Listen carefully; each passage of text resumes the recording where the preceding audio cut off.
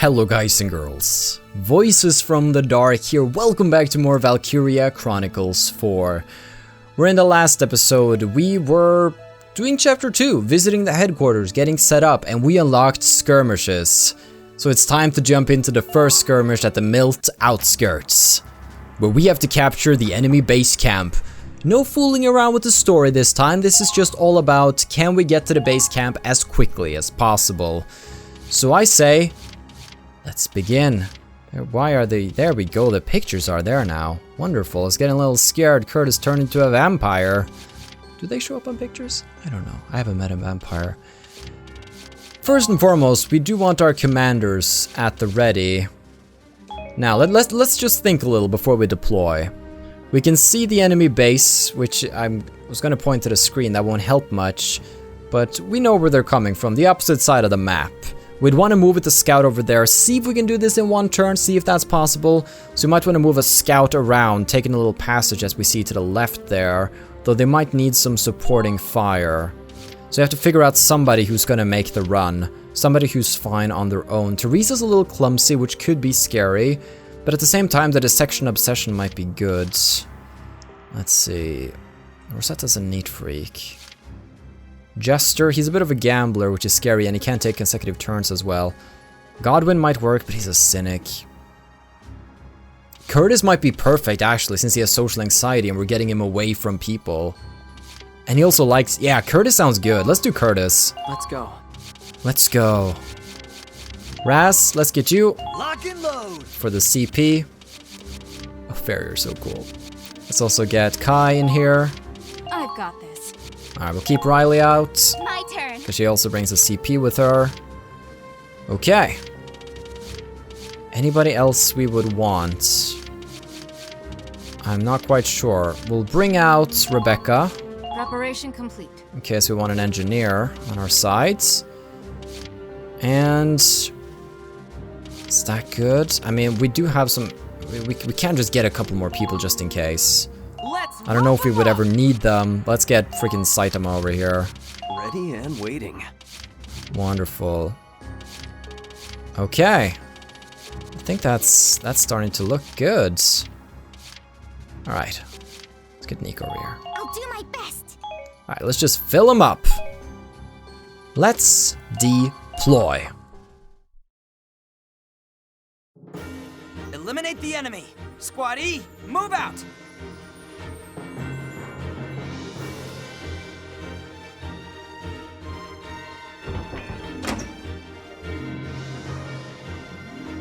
Alright. We won't need this big a squad as we have right now, but I think it's just fine for starting out. Okay, we have a scout up ahead. We'd want to deal with him as quickly as possible. Curtis could probably take him. But... okay, let's move up the Hoffen. Play it safe here. Commencing counterattack. Destroy the cover there.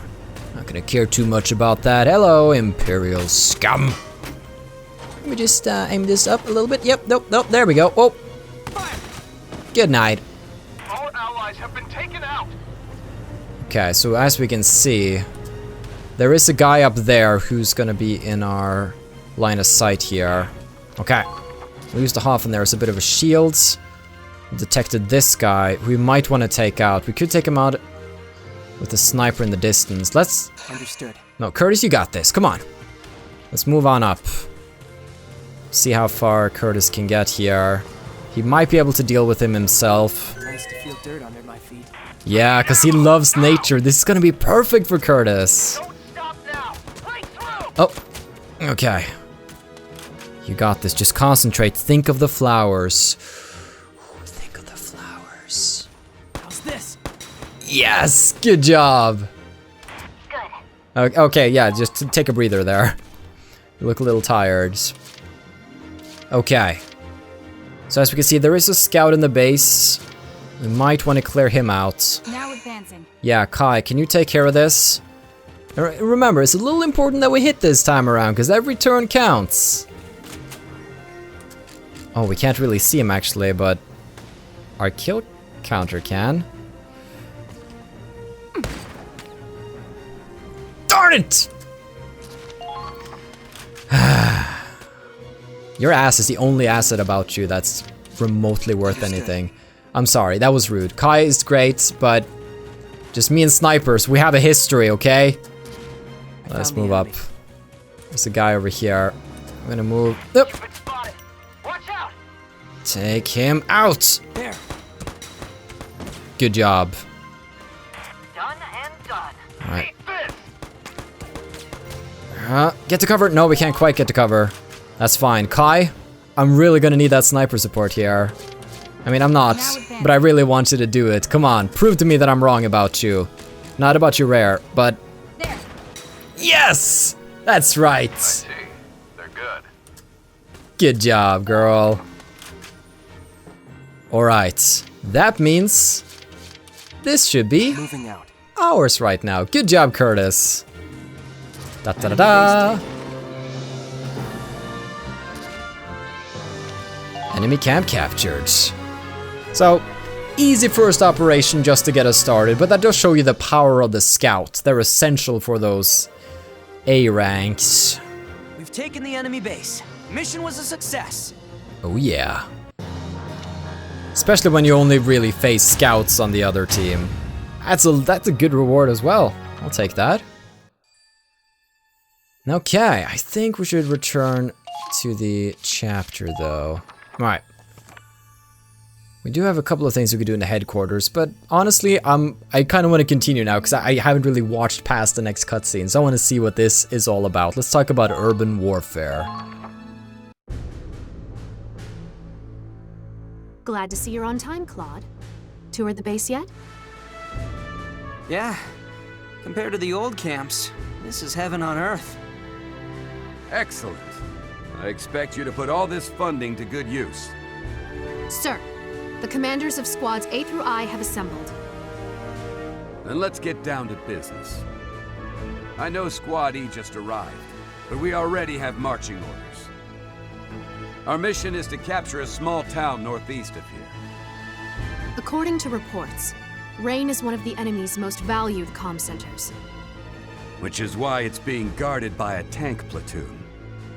That complicates things. Squaddie is mostly infantry. Do we have the right equipment for urban and anti-tank warfare? Don't worry. This time you'll have fire support. Once you infiltrate the city, simply relay the tank's coordinates to the field artillery team. I see you already thought this through.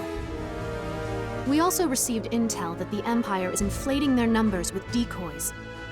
If we can discern the real tanks from the fake, Rain is as good as ours. Excellent work, Lieutenant.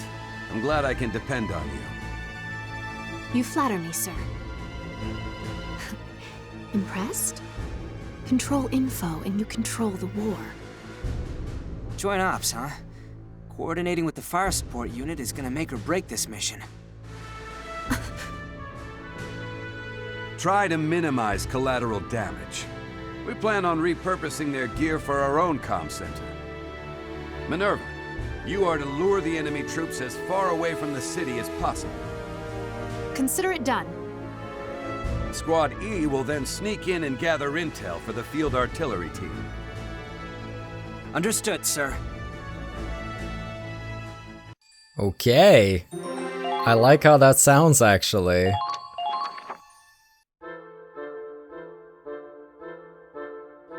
Yo, I hear we're moving out already. Oh, shame. I just scored a hot date with a Navy babe.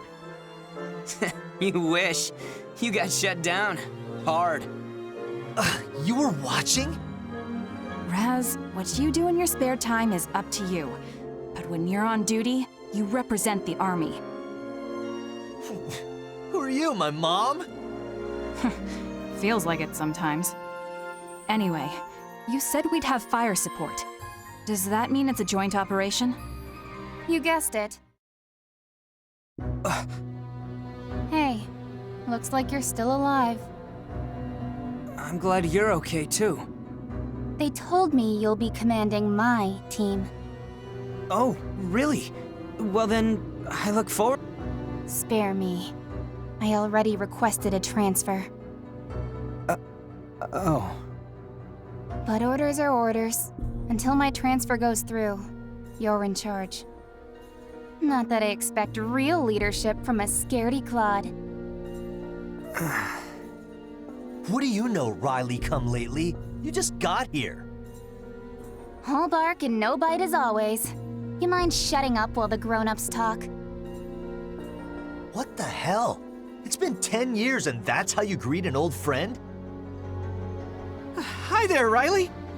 I know it's not my business, but Claude, Lieutenant Wallace is a great commander. None of us would have made it this far without him. We trust him with our lives.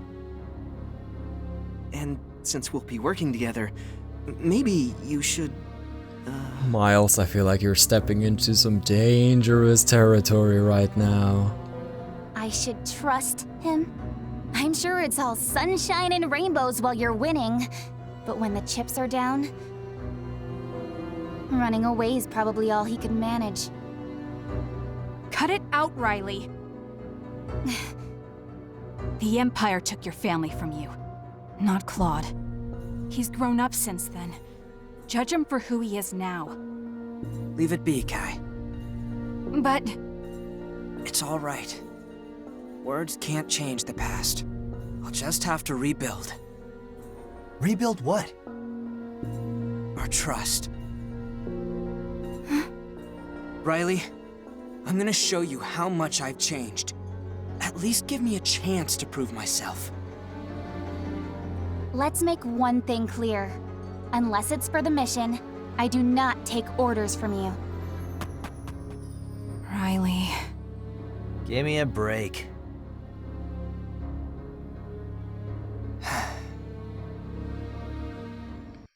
Gotta have that dramatic tension. Oh wow, look at this map. Inner City Assault. Okay, this is gonna be fun. Okay, let's stop by headquarters briefly because we do have some more EXP and DCT to dole out. Head to the training fields. Good to see you again, Claude. Let's get them started. It's time to train. And Now show me what you're made of. I think we're gonna get the people up to level 3 that aren't at level 3 yet. So you, and you. Wonderful. And then let's do scouts to level 4. You're not done yet. Do you want to win or don't you? So satisfying. You've leveled up, so to speak. Good work. I think the scouts have realized a new potential. Well, well.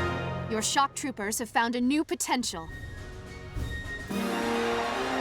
Aha. I see the Grenadiers have discovered new potential. Hopefully that'll help out in the upcoming battle. Okay. Good goods. Done for today? Well, I'd be glad to train them anytime. Just let me know. I'll be back. We gotta get better, faster, stronger. Stop by R&D though. I don't know if there's gonna be... Oh, hey Claude. What's up? What are we building today? I was thinking of that tank part that we were talking about the other day that I didn't quite have the money for. The reinforced body. Gotta look good for the ladies, you know? Whoa, it turned out great! I know. Alright. Thanks. That will be all. Ah, done already? Drop by whenever and we'll see what else we can cook up. Now, before we leave, actually, there are a couple of things we could be checking out. We have the mess hall. What's the matter, Claude? If I didn't know any better, I think you just lost a battle. I'm glad that we won, obviously, but when I see my comrades in arms lying wounded out there... We're not in boot camp anymore. This is war. If that's all it takes to get you down, you won't stand a chance when the bombs really come flying. I know that, alright? War means blood. War means death. Still, it doesn't make it any less painful to leave behind a comrade you know you could have saved. I'm not disagreeing with you, but tending to the wounded is the medic's responsibility, not ours. Sure, except when they're too far away to make it in time. Sometimes you can run as fast as you can to get help and still get there too late. Can't argue with that. If only we could relay the urgency of the situation to HQ, Perhaps like this? Mess hall. Talk to your squad mates at the mess hall to learn new orders. I guess this is similar to what you did in the first game. Didn't you go to a park and talk to an old man, an old war veteran? Learning a new order requires EXP, but will grant an edge in combat. Learning medic request costs 5,000 XP. We don't have that, I'm sorry. I thought we were on the cusp of a pretty good order. Well, let me know if you change your mind.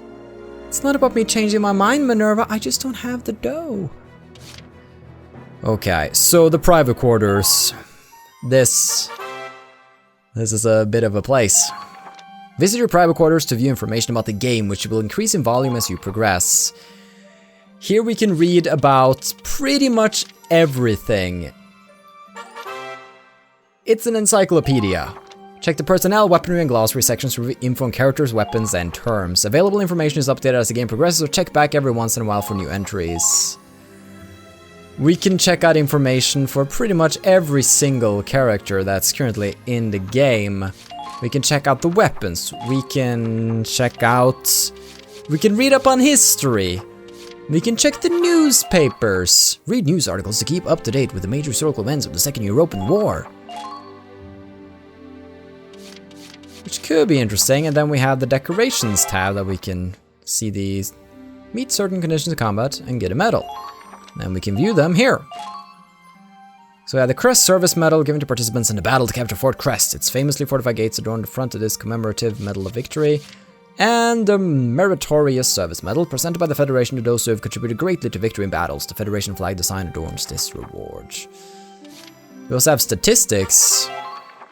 They include your rankings and your shortest turn count for each battle. So this is just a nice overview of what rank you have and how many turns that took. So that's good to have whenever you want to cut down on the ranks or get a, you know, improve our rank, cut down on the turns. What I was going for there.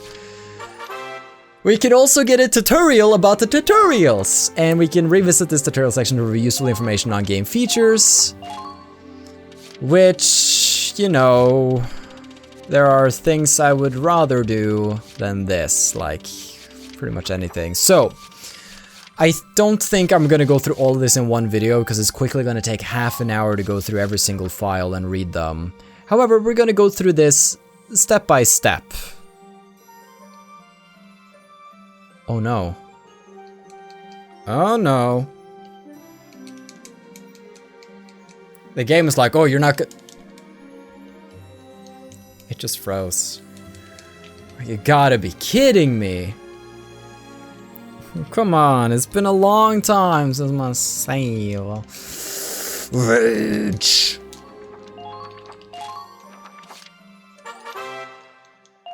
Alright, we're making our way back. Can I just say, you don't need a tutorial for everything. The statistics menu is pretty obvious. The decorations tab is so obvious. The tutorial section don't need a tutorial.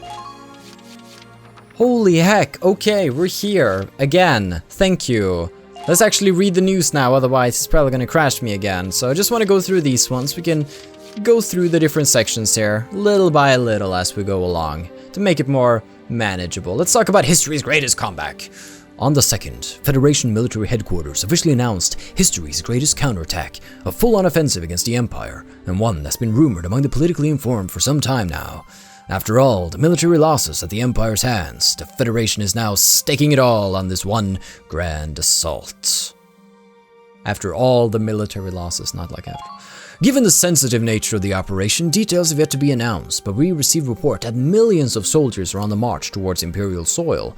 However, the Federation seems to be slowed by the bureaucracy of its alliances, while the Empire's dictatorial rule allows them swift decision-making. Astute readers should also note that the Federation's initial focus on defense led to spreading the military forces too thin, which worsened their odds against the Empire's superior numbers. With so many Federation territories falling to the Empire, this could be their only chance to turn the tide of this war. Let's talk about the best invention since tanks. You can't discuss the history of war without discussing the history of weaponry. Even beyond the Federation and the Empire, nations across the globe and their brilliant engineers are devising new weapon technology each day. Some inventions even have the potential to reshape the way battles are fought, such as our forces' new portable mortars. These mortars can launch cells into the air, which unleash a powerful detonation upon hitting the ground. The raw power and easy portability had both civilian and military commentators alike singing their praises. The advent of tanks and machine guns elevated warfare to a level never seen before, and these mortars may well do the same. The unbreakable crest has been broken! On the 10th, the Federation military announced that they were successful in capturing Fort Crest, an Imperial stronghold in the western region of the Empire. Despite fierce Imperial resistance and Allied casualties, Federation forces persisted through dire odds and seized victory, however slim. While this was undeniably a logistical blow to the Imperial forces, the victory may be more significant as a much-needed symbol of hope. After so many losses against the Empire's military might, the success may do much to raise our soldiers' morale, and we'll be eagerly listening at the times for news of more Allied victories to come. Wonderful. Now, I don't really want to dive into like a full-scale battle now that we're so far into an episode, so I think we might just do some more reading, really, and then we can save, the proper warfare for the next one. So I do just want to touch on a couple of things here in the glossary, because they've done some interesting things. They've taken real history, obviously, the Second World War, and they're tweaking things, tweaking countries, tweaking the names of places. So, let's talk about Europa. As a resource-rich part of the largest landmass in the Northern Hemisphere, this continent has inspired those with dreams of domination for millennia. In ancient times, the Valkyrie managed to unite Europa under their rule, giving rise to a number of kingdoms. Later, divisions arose as leaders within each kingdom chose to splinter off to form new nations, and it wasn't long before the campaigns for conquest began.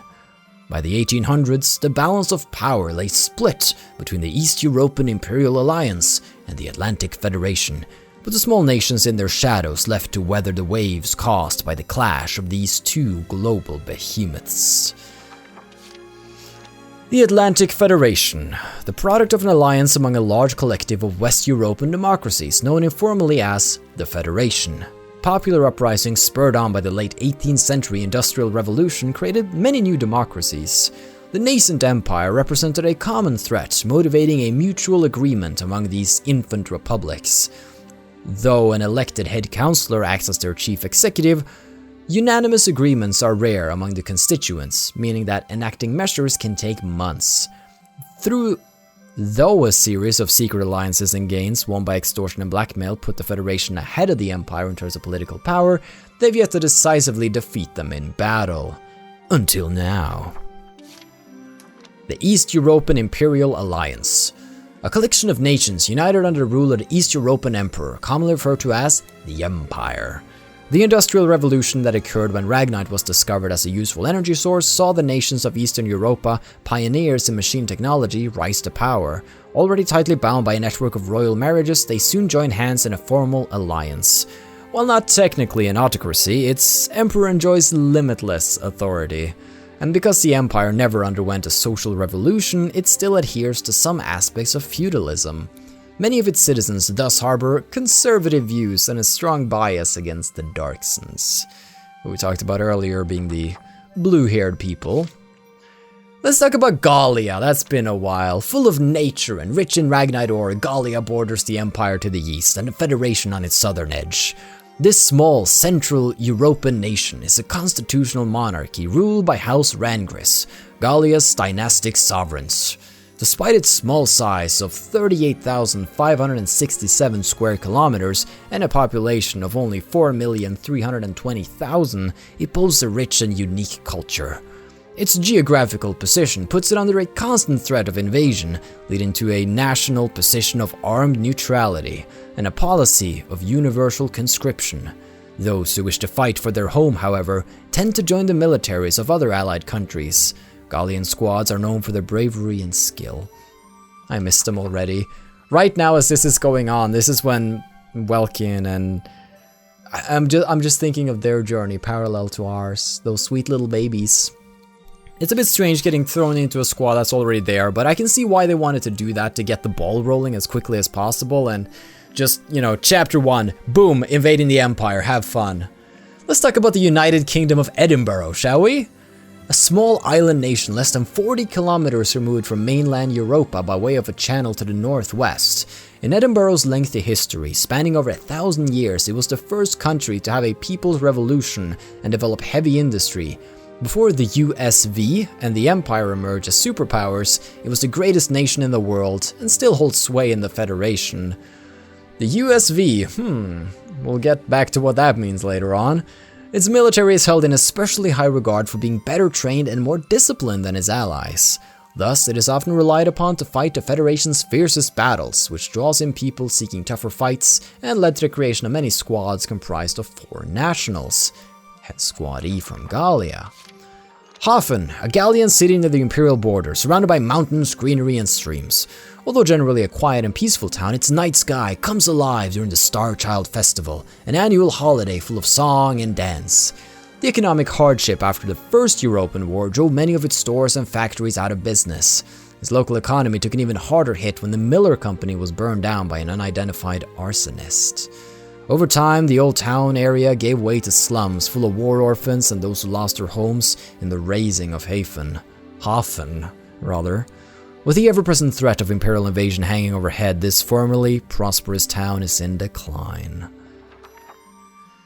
Let's talk about Fort Crests, a military fortress located to the west of the Empire. Originally a 16th century castle, it was outfitted for modern war at the start of the Second European War to create an impromptu defense outpost. It's surrounded by a deep moat, making it inaccessible to tanks except from the stone bridge leading to the main gate. Equipped with turrets along the walls and outfitted with a 21cm howitzer, the repurposed fortress became a major obstacle in the Federation's advance. Despite being staffed by loyal subjects of the Empire willing to die for their motherland, an elite ranger squad armed with a portable mortar managed to take out the artillery and capture the fort in the name of Operation Northern Cross. Let's talk about the Limbourg Base, where we're chilling right now, having a good time, reading. As the Eastern Theater grew in scope, so too did its logistical demands. To meet their supply needs, the Federation Army built a massive forward operating base on the Empire's western front. This FOB was outfitted with quarters to house over 3,000 soldiers, including showers and rec rooms, and a hangar that could store over 100 tanks. Its facilities also held the ammunition, fuel, and rations required for a large-scale operation, along with a refueling station for military vehicles and ships. Operation Northern Cross was expected to be a long campaign, and for the soldiers of the Edinburgh Army, it was a vital lifeline in their fight against the Imperial Army's logistical advantage. Let's talk dates. This calendar, the European calendar, used across Europa, has at its origin the Valkyria conquest of the continent. For this reason, it is also known as the Valkyrian calendar. Each year is counted in relation to the year the Darkson people were subdued and Europa was united as a continent. Years predating the unification are denoted as BC, or before conquests. The First European War. Friction between the Federation and Empire of Ragnite resources escalated into a continent-wide war, the First European War. I'd rather say the First European War rather than EWI. The Industrial Revolution of the 18th century led to high demands for Ragnite, pitting Europa's twin giants in a race for resources. When the Crown Prince of the Empire was assassinated at the start of the 20th century, tensions spiraled into all-out war. Despite the Imperial force using newly developed tanks, hostilities soon became bogged down in fruitless trench warfare, and the two exhausted powers ultimately signed a ceasefire agreement. During the war, Gallia's military, led by General Belgian Gunther's tank corps, foiled an Imperial invasion attempt. It's Welkin's father right there. So proud. The Second European War. Beginning as an Imperial incursion into Federation land, the Second European War quickly engulfed the entire continent, becoming the largest scale war in Europa's history. Though the First European War ended in a stalemate, both powers had spent the intervening years stockpiling arms and preparing for the inevitable return to hostilities. After a 20-year pause, the Empire began the invasion anew, taking 3 of the Federation's border republics in quick succession. The Federation responded with a formal declaration of war. It wasn't long before the forces of both superpowers began to spill across the borders of the neighboring countries. Soon, all of Europa was caught up in a war that dwarfed all those in memory. The War of the Valkyria. The ancient Valkyria united all Europa after subjugating the Darksons in this half-legendary war of conquest. It was only half-legendary, it wasn't that cool. By circa 30 BC, the Darksons are said to have ravaged much of Europa, wielding the dark arts to harness the destructive potential of Ragnite in their heedless power struggles. Suddenly, an immigrant population known as the Valkyria came from the north, bearing a divine power in the form of lances and shields bathed in blue lights. Using those to halt the Darkson rampage, they brought peace to Europa, according to inscriptions found across European ruins. In addition to unifying the land under their rule, the Valkyria are credited for the birth of modern European culture. Federate forces. The Atlantic Federation's loosely united nations often had difficulties coming to a consensus. In crises, many military representatives advocated their own respective governments' agendas over the collective needs of their allies.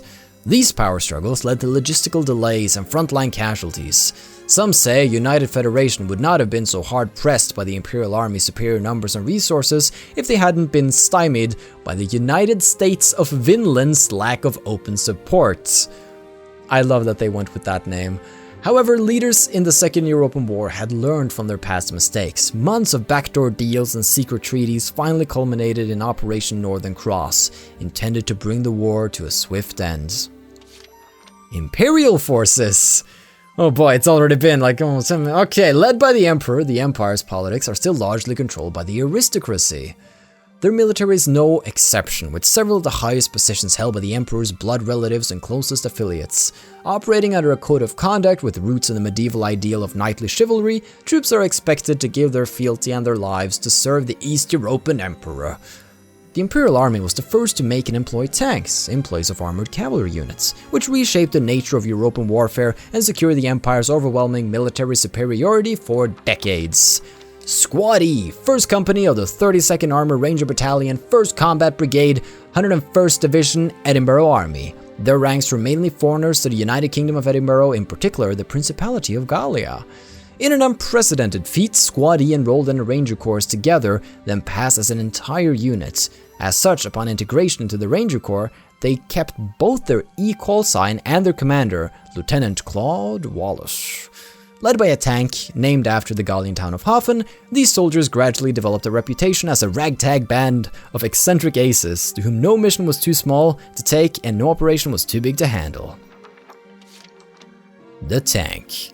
At the turn of the 20th century, a time when trench combat was the primary form of warfare, these armored vehicles were created to breach defensive lines.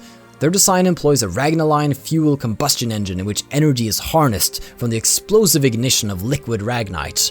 Byproducts include a distinctive blue light and extreme heat, requiring the addition of a radiator. Originally used to cross trenches and as foot soldier support, economic and technological advances have seen tanks grow to fill a number of combat roles. After the Empire used highly mobile attacks in the First European War, all of Europa developed new vehicles, leading to the diverse array of models seen today. Oh boy, yeah, that wasn't easy to wrap up in just a few secs, but it's done now. We can read more about the personnel and weaponry later on, but for now, we're good. We visited the private quarters, figured out what they were all about, spent some money upgrading our tanks and our people, getting them all ready. Okay, right, I have to review these first. And there we go! Ready to begin the inner city assault during the liberation of Rain. This is gonna be fun. This is a battle I'm completely blind with. Now we're past the point I played, so I'm excited to jump in and continue this. So, hopefully, you will tune in and join me in the next episode. Have a still good day, take care, and stay awesome. But most importantly, everybody, stay dark. Goodbye.